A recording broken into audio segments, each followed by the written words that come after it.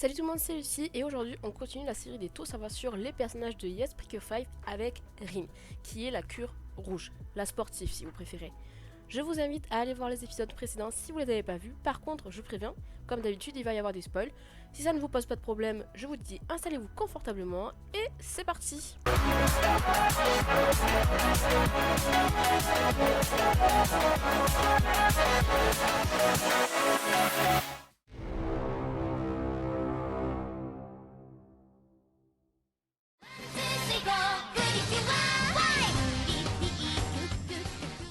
Natsuki Rin est l'une des 5 précures, donc l'un des 5 personnages principaux de Yes Precure 5 et de toutes les dérivées.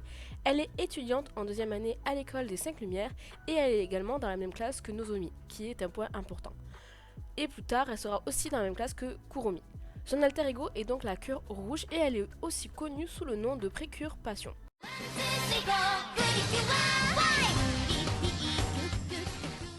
Rin a les cheveux bruns, courts et donc les yeux assortis. Ça tire un peu vers le rouge, nous sommes d'accord. C'est la seule des précures avec, disons, une couleur de cheveux normale, je pense. Parce que Urara, certes, elle est blonde, mais c'est vraiment un blond bien pétant. Sa tenue décontractée, si on peut dire, se compose donc d'un haut rouge et blanc, d'une mini-jupe, de bottes beige et d'un bas gris foncé. Sinon, on la connaît plus souvent avec un haut rouge, donc qui correspond vraiment plus au personnage, on va dire, avec un short peut-être pantacourt, bermuda, beige marron. Et pendant l'été, elle va toujours avoir ce petit haut rouge, mais avec cette fois 2 papillons et une ceinture noire. En tant qu'adulte, les cheveux de Rin atteignent désormais ses épaules. Elle porte alors un chemisier beige à manches courtes, une jupe à bretelles marron. On peut se dire que ça ressemble à une sorte de salopette, jupe si vous préférez, et des talons hauts. Et on n'a pas l'habitude de la voir non plus à talons, sauf sous sa transformation de cure. Donc cette tenue la fait passer pour quelqu'un de plus mature. Après c'est normal, elle a vieilli, elle est devenue adulte. Quand elle est en cure, donc sa couleur principale, vous l'aurez deviné, est le rouge, tout va tourner autour de ça. Ses yeux, ses cheveux vont devenir alors d'un rouge extrêmement vif et sa coiffure va donner une illusion de flamme avec une pince à cheveux qui va avoir la forme emblématique de l'animal de cette saison-là qui est le papillon. Elle gagne une robe blanche avec des doublures rouges et une brodure à volant un peu dans le rose pâle qui est au niveau de sa jupe et aussi de ses épaules. Comme d'habitude, les gants et les chaussettes, les chaussures, tout ce que vous voulez va être assorti à la robe, donc avec toujours les ourlets, les volants, la couleur, et elle aura le papillon emblématique qui va se trouver au niveau de sa poitrine, toujours dans les couleurs rouges, évidemment. Avec son évolution de précure, elle gagne des volants donc supplémentaires, c'est l'archétype des évolutions de précure, elles vont gagner des couches supplémentaires, j'aime appeler ça, donc au niveau de la tenue et des bottes. Pour sa transformation, on va dire papillon, elle va avoir de belles ailes rouges dans le dos.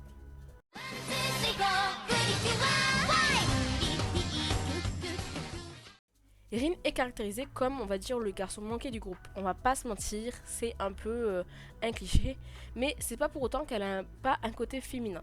Donc tout au long des 2 saisons, Rin va montrer une passion pour tout ce qui est conception d'accessoires et est donc la responsable en général de la conception d'accessoires qui va être vendue à la Nats House. Elle est hyper manuelle et réussit d'ailleurs très bien toutes ses créations. Elle a également une personnalité qui va dire, je trouve, plutôt simple et terre à terre. Et attention, c'est pas un défaut, c'est pas du tout pour me déplaire.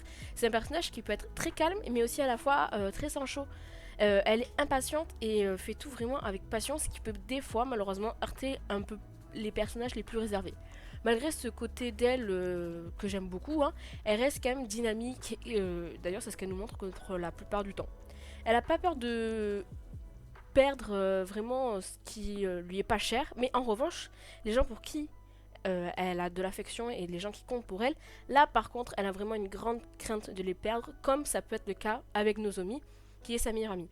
Mais du coup, elle va adopter avec eux un côté plus attentionné, plus un côté de grande sœur.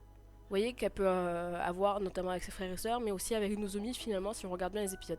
C'est vraiment un personnage qui se veut attachant et très énergique et que je trouve du coup à la fois assez, on va dire réaliste, on met les gros guillemets, hein, ça reste un animé précure.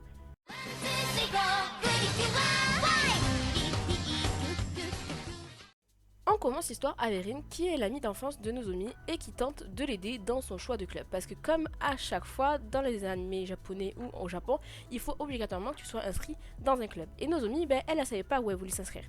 Donc il faut noter que cette relation d'enfance est très importante parce que ce qui va pousser Nozomi à expliquer la situation de Precure à Rin. Au début, comme tout le monde, Rin ne va pas du tout y croire. Bah, c'est normal, après tout, elle va même boycotter, refuser cette histoire jusqu'au point où en fait elle va pas du tout vouloir voir Nozomi pendant une journée entière. Donc pour une amie d'enfance qui est Nozomi et Rin, c'est vraiment très long.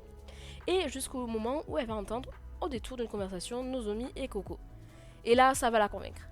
Par contre, ce n'est pas pour autant qu'elle accepte de devenir une cure. Pourquoi? Parce que en fait, Rin est un personnage avec un emploi du temps vraiment très chargé et hors norme avec tous les clubs dans lesquels elle est et tout ce qu'elle fait dans sa vie.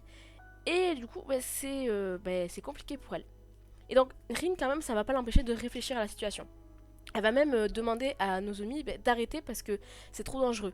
Elle considère vraiment ça très dangereux. Mais donc, malheureusement pour elle, et vu que c'est Precure, il va y avoir une confrontation qui va être très dangereuse entre Nozomi et les méchants. Mais Nozomi, elle a vraiment un très fort caractère, encore plus fort que tous les personnages, et surtout qu'elle est très butée. Et Nozomi va refuser, et va donc se transformer en cure pour combattre tout simplement, et Rin à ce moment-là, elle va être très témoin de la scène. Et témoin de quoi? Que son ami est blessé. Et donc là, Rin, elle compte bien être là pour Nozomi. Elle compte pas la laisser toute seule, elle va pas la laisser comme ça. Et alors, elle va accepter de recevoir le papillon rouge qui va s'approcher d'elle pour qu'elle puisse devenir la queue rouge et donc devenir une préticure. Ensuite, évidemment, nous avons la mise en place de tous les personnages, donc de toute l'équipe, donc 5 au total. Donc Yes Precure 5.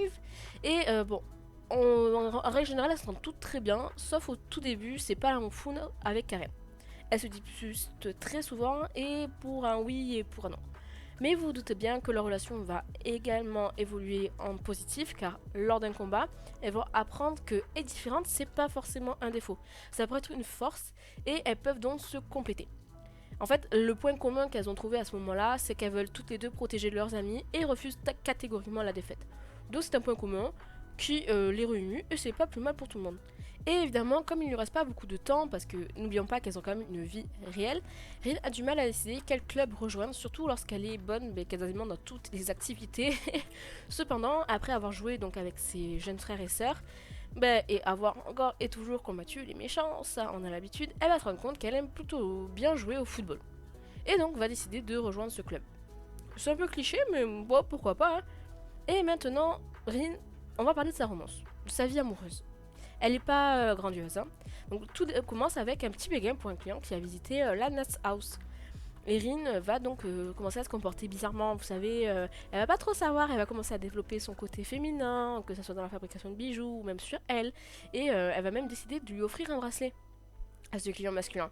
Mais bon, c'est à ce moment-là qu'elle va découvrir qu'en fait il a déjà une petite amie. Donc, pour pas se voiler la face et pour pas passer pour une idiote, elle va donc offrir deux bracelets, un à l'homme et un à sa petite amie.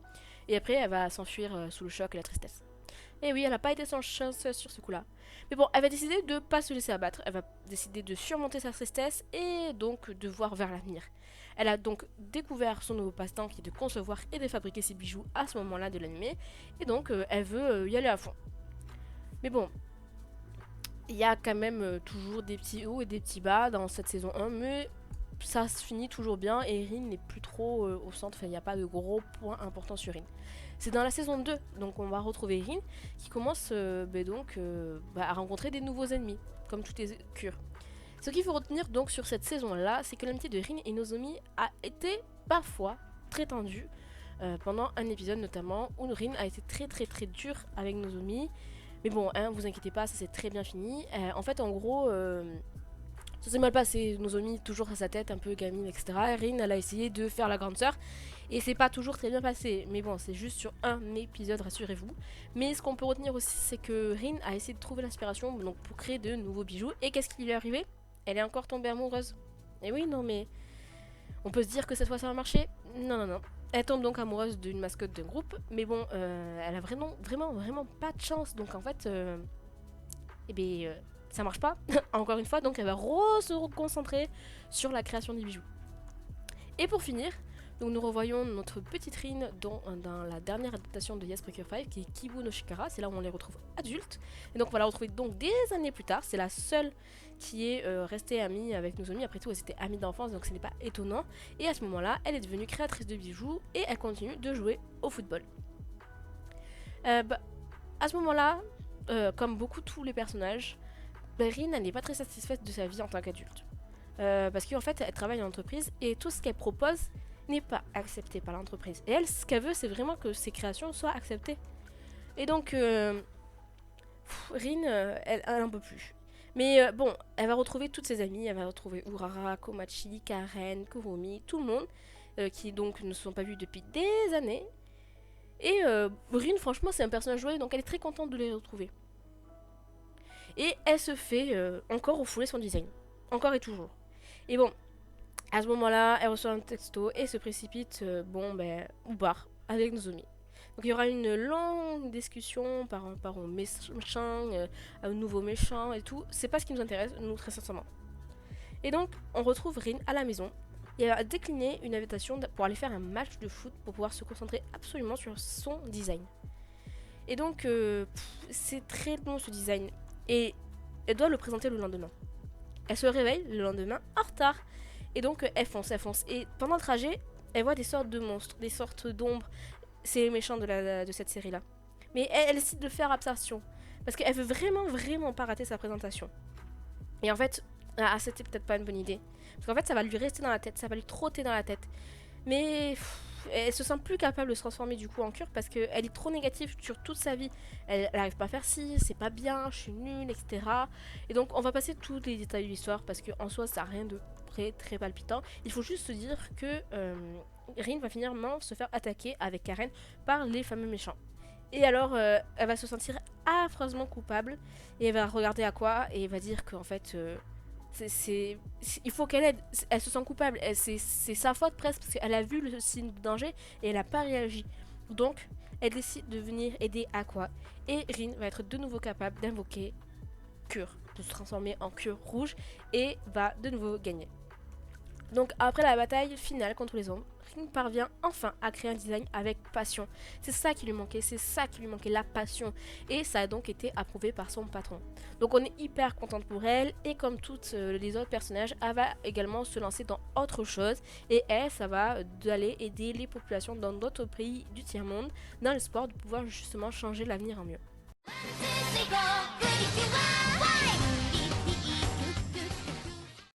Rin, c'est le cliché pour moi de la sportive. Rassurez-vous, pour moi, elles sont toutes un peu le cliché de stéréotype. Après, c'était aussi une autre année, on était en 2008 quand même. Mais il y a encore des twists sur chacun des personnages. Comme je vous l'ai dit, depuis le début de cette série, je n'ai aucun perso qui m'a marqué, qui m'a parlé. Cependant, après, je n'en déteste aucun non plus, attention. Mais si mes souvenirs sont bons, c'est la seule qui n'a pas, entre guillemets, de romance qui soit vraiment flagrante. Elles sont plutôt subtiles dans l'animé. Mais bon, ça va très bien au personnage. Je trouve qu'elles n'ont pas toutes besoin d'être en couple. Elle est énergétique, dynamique. Donc en fait, je trouve que la couleur rouge lui va vraiment bien. Et j'aime du coup beaucoup ce perso. Bref, en tout cas, j'espère que vous avez apprécié la vidéo. Si c'est le cas, n'hésitez pas à liker et à vous abonner. Donnez-moi votre avis sur le personnage en commentaire. Et moi, je vous dis à la semaine prochaine pour une nouvelle vidéo.